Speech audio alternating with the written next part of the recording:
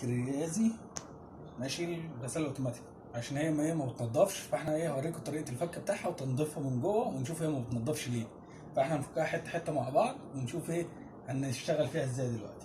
دلوقتي في مسمارين ورا هنا، المسمارين دول احنا هنفكهم ماشي، ونشيل الغطا ده خالص. تمام، ده اول حاجه. هنيجي للباب دوت، الباب دوت فيه هنا زرار، اول ما تيجي تدوس عليه الزرار ده تدوس عليه تطلع الباب ده كده خالص. في مسمارين هنا، المسمارين دول انا فكيتهم اهم، لسه فككهم ماشي، وتدوس على المفصلات اللي هنا دي كلها هيطلع معاك الباب ده كده خالص. تمام، نشيل السلوك اللي هنا دي. تمام، عشان نشوف الصدى ده نجيب بقى حته سلكه مواعين ونفك ننضف الصدى ده خالص.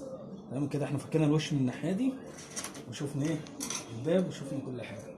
كده احنا نفك المسمار ده عشان نفك الحوض ماشي. ده كده نطلع ده من الناحيه دي، ده كده يطلع عادي خلاص.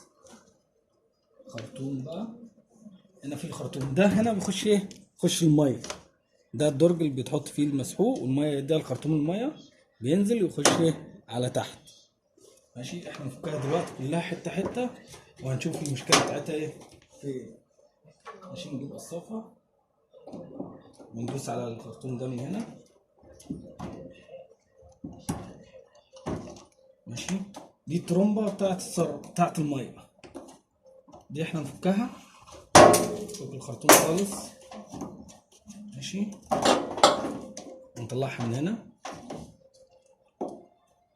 ماشي. ايوه، في مشبكين اهم تدوس عليهم هتطلع معاك.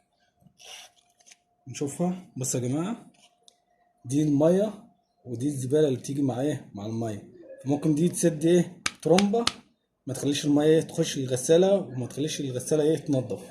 تمام، فاحنا اول حاجه هننضف دي كده ماشي، ننضفها من الزباله اللي جايه مع الميه والصدى ده ماشي، نركنها على جنب دلوقتي. تمام، هنفتح بقى ظهر الغساله ونشوف الغساله اصلا ما بتنضفش ليه. تمام.